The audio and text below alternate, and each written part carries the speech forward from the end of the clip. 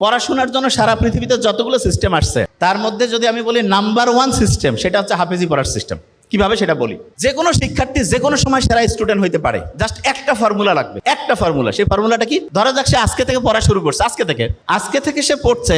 এখন যা পড়বে জাস্ট 1 ঘন্টা পরে কিন্তু 56% জিনিস সে ভুলে যাবে, একদিন পরে 70% ভুলে যাবে, 1 সপ্তাহ পরে 80% ভুলে যাবে। তার মানে আমরা যা কিছু পড়ি, যা কিছু শুনি, 80% জিনিস 7 দিন পরে নাই। অথচ কোরআন শরীফ যারা পড়ে তারা দেখা যায় যে গোটাল কোরআনের 30টা পারা একদম A to Z মুখস্থ না। তারা কিভাবে খেয়াল রাখে? কেউ যদি হাফেজি পড়াটা দেখে, দেখবে যে হাফেজিতে যারা পড়ে ভোরের টাইমে তারা একটু পড়ে এবং সকালে আবার একটু পড়ে, পড়ার পরে দুপুরের পর থেকে তারা রিভিশন দেয়, মাগরিবের পরে তারা রিভিশন দেয়, এশার পরেও রিভিশন। সারাদিনে যে টাইমটা তারা পড়ে ক্যালকুলেশন করলে দেখা যাবে 70% থেকে 80% টাইম তারা রিভিশন দেয়, 70 থেকে 80% টাইম তারা শুধু রিভিশন দেয়। এবং ইন্টারন্যাশনালি বলতেছে যে একটা স্টুডেন্ট অসাধারণ হবে যদি সে দৈনিক যে পরিমাণ টাইম পড়ে তার 70% টাইম সে যদি রেগুলার রিভিশন দেয় তাহলে সে অসাধারণ স্টুডেন্ট হবে। এবং একটা স্টুডেন্ট যখন হচ্ছে যে হাফেজি পড়ে তখন তার ব্রেইনের মধ্যে কিন্তু একটা আলফা ওয়েভ তৈরি হয়, আলফা ওয়েভ। এবং এই ওয়েভটা এমন, ধরা যাক আপনি নর্মালি একটা পৃষ্ঠা পড়তে আপনার লাগতেছে ধরলাম যে 10 মিনিট।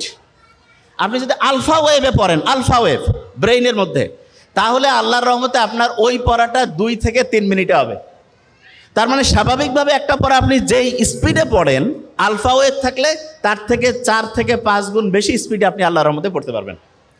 তাহলে যারা কোরআনের হাফেজিতে পড়ে তারা কিন্তু ব্রেইনে আলফা ওয়েভ তৈরিটা অটোমেটেড হয়। ওই যে আমি যখন কোরআন তেলাওয়াত আমরা শুনলাম তখন এটা ভালো লাগছে না সবার?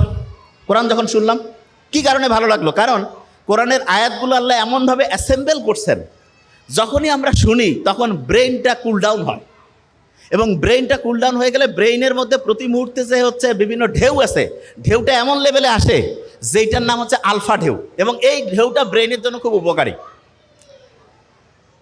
দেখেন সায়েন্স যে আবিষ্কার হচ্ছে, আপনারা দেখবেন কোরআনে একটা আয়াত আছে যে উটকে আমি কেমনে বানাইছি এটা কি তোমরা দেখবা না? উট তা কিছুদিন আগে আবিষ্কার হইলো যে উটের যে চোখের পানি আছে না, এই চোখের পানির মধ্যে এমন এক রকমের মেডিসিন আছে যেটা প্রায় 30 রকমের সাপের যে বিষ সেটাকে নিষ্ক্রিয় করতে পারে। ওই যে রাসেল ভাইপারের নাম শুনলাম না, খুব আলোড়ন সৃষ্টি করছিল। সেই রাসেল ভাইপারের যে বিষ ভয়ঙ্কর, মুহূর্তের মধ্যে মানুষকে ধ্বংস করে ফেলে, সেই বিষকেও নিষ্ক্রিয় করার ক্ষমতা বিজ্ঞানীরা দেখছে যে উটের যে চোখের পানি সেটার মধ্যে আছে।